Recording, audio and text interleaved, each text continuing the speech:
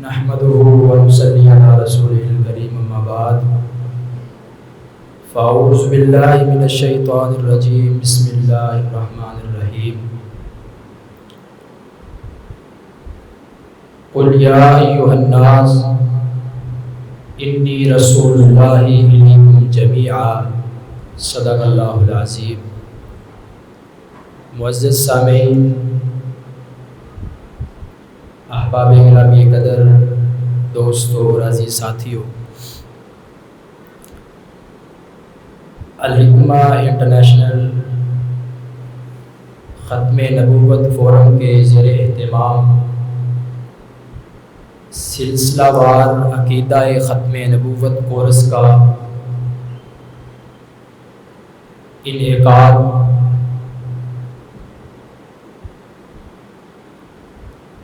آپ دیکھیے،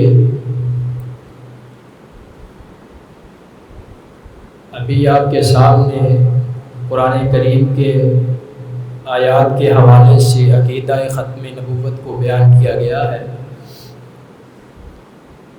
میں چاہوں گا کہ اس مجلس میں ہم کچھ اسباق حاصل کرنے کی کوشش کریں جو میں سمجھتا ہوں کہ اس مبارک عقیدہ ختم نبوت کے حوالے سے بنیادی ہے۔ یہ عقیدہ دین اسلام کے اہم عقائد میں سے ہے۔ اس کا اندازہ آپ اس بات سے بھی لگا سکتے ہیں کہ نبی کریم صلی اللہ علیہ وسلم کی زندگی میں کل جتنی جنگیں ہوئی، ان جنگوں میں مالی اور جانی جتنا نقصان ہوا وہ ایک طرف، اور عقیدہ ختم نبوت کے بارے میں جو مسیلمہ کذاب کے خلاف جنگ لڑی گئی، اس کا مالی اور جانی نقصان ایک طرف۔ سب سے پہلے آپ سمجھیے گا کہ ختم نبوت کے دو مفہوم ہیں۔ پہلا مفہوم قانونی حوالے سے ہے کہ جو سلسلہ سیدنا آدم علیہ السلام سے چلا آ رہا تھا، وہ سلسلہ اللہ کے پیغمبر پر آ کر ختم ہو گیا۔ یہ قانونی پہلو ہے۔ اب یہ سلسلہ ختم ہوا، اب جو کوئی نبوت کا دعویٰ کرے وہ کافر بھی ہے، وہ زندیق بھی ہے، بلکہ وہ دائرہ اسلام سے خارج ہے۔ یہ اس عقیدے کا قانونی پہلو ہے۔ دوسرا پہلو فضیلت والا ہے کہ جو سلسلہ نبوت کا چلا آ رہا تھا، وہ سلسلہ اللہ کے پیغمبر صلی اللہ علیہ وسلم پر تکمیل ہو گیا۔ اب یہ فضیلت والا پہلو ہے، اس لیے کہ اس کی فضیلت یہ ہے کہ اس کی تکمیل کے بعد اب قیامت تک اس حوالے سے کوئی دوسرا عقیدہ نہیں آ سکتا۔ قرآن کی آیت ہے، الیوم اکملت لکم دینکم واتممت علیکم نعمتی۔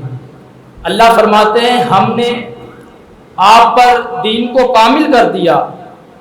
اب دین کو تکمیل اس لیے کر دیا کہ قیامت تک نجات اور ہدایت اگر ملے گی آپ کو دین اسلام میں ملے گی۔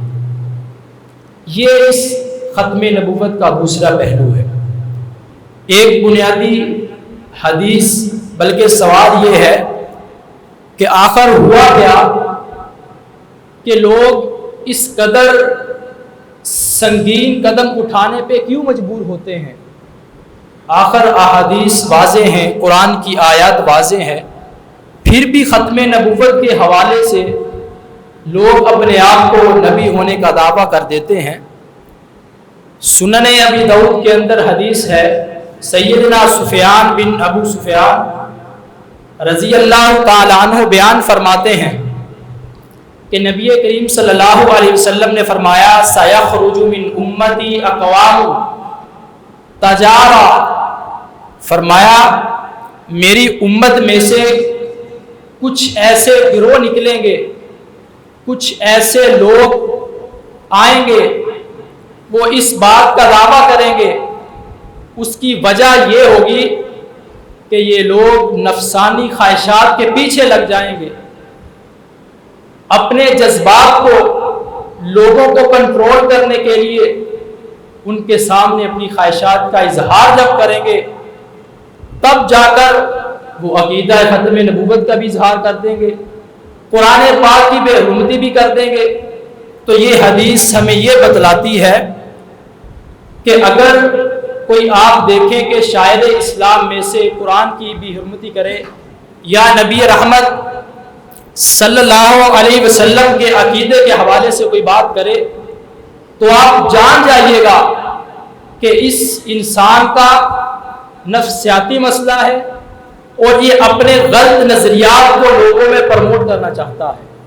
اور اللہ کے رسول نے فرمایا، آگے حدیث کے الفاظ یہ ہیں کہ یہ اپنے نظریات لوگوں میں اس قدر سرایت کر دیں گے، لوگ ان کی بات اس قدر سن لیں گے۔ آپ نے فرمایا کہ جس طرح پاگل کتا کسی جانور کو، کسی انسان کو ٹس لیتا ہے، اس کا زہر پورے جسم میں سرایت کر جاتا ہے، فرمایا یہ بدبخت وہ لوگ ہوں گے کہ اپنے نظریات کو لوگوں میں داخل کرنے کی کوشش کریں گے۔ عقیدہ ختم نبوت، قرآن پاک جتنے بھی نبی اس دنیا میں آئے ہیں ہر ایک نبی نے اپنے بعد آنے والے نبی کی بشارت دی ہے۔ حضرت عیسیٰ علیہ السلام فرماتے ہیں میرے بعد آنے والے نبی کا نام احمد ہوگا۔ تو اب اللہ کے رسول علیہ السلام نے کسی ایسے پیغمبر کی بشارت نہیں دی کہ جس کے بارے میں یہ کہا جائے کہ آپ کے بعد کسی نبی نے آنا ہے۔ دوسری بات، احادیث مبارکہ میں حضرت عیسیٰ علیہ السلام کے آمد کا ذکر ہے اور امام مہدی رحمہ اللہ تعالیٰ کے آنے کا تذکرہ موجود ہے۔ اگر مسیلمہ کذاب، اسود عنسی یا مرزا قادیانی کسی نے بھی نبی ہونا ہوتا تو حدیث پاک کے اندر اس کی طرف اشارہ ہو جاتا۔ تیسری بات کہ علماء امت کا، صحابہ، تابعین، تبع تابعین کا اس بات پہ اجماع ہے کہ نبی رحمت صلی اللہ علیہ وسلم کے بعد اب قیامت تو آ سکتی ہے، اس قیامت اور نبی کے عرصے میں کوئی دوسرا نبی نہیں آ سکتا۔ حضرت عمر بن خطاب رضی اللہ تعالیٰ عنہ بیان فرماتے ہیں وَقَدْ انْقَطَعَ الْوَحْيُ، تحقیق اللہ کے پیغمبر دنیا سے جا چکے ہیں، پیغمبر فوت ہو چکے ہیں، اب قیامت تلک وحی کا سلسلہ منقطع ہو گیا، وحی ختم، گویا نبی کا آنا بھی نامحال ہو چکا۔ دوسرا، امام شیخ الاسلام ابن تیمیہ رحمہ اللہ تعالی بڑی زبردست بات فرماتے ہیں، محمد صلی اللہ علیہ وسلم خاتم الانبیاء لا نبی بعدی، فرمایا محمد صلی اللہ علیہ وسلم آخری نبی ہے، آخری نبی ہے۔ اب آپ کے بعد لا نبی بعدی، کوئی دوسرا انسان نبی ہونے کا دعویٰ کرے وہ کذاب ہے، وہ دجال ہے، وہ جھوٹا ہے، وہ نبی نہیں ہو سکتا۔ یہ عقیدہ ختم نبوت کے حوالے سے چند عام باتیں تھیں جو میں چاہ رہا تھا کہ اس مجلس میں جو بنیادی چیزیں ہیں ان کی طرف اشارہ کر دیا جائے تاکہ ہمیں عقیدہ ختم نبوت کو سمجھتے وقت کوئی پریشانی یا کوئی اشکال نہ آئے۔ اور ان کے بارے میں علماء نے یہاں تک لکھا ہے کہ قادیانیوں کے بارے میں اپنے دل میں نرم گوشہ رکھنا بھی انسان کے ایمان کو ضائع کر دینے کے مترادف ہے۔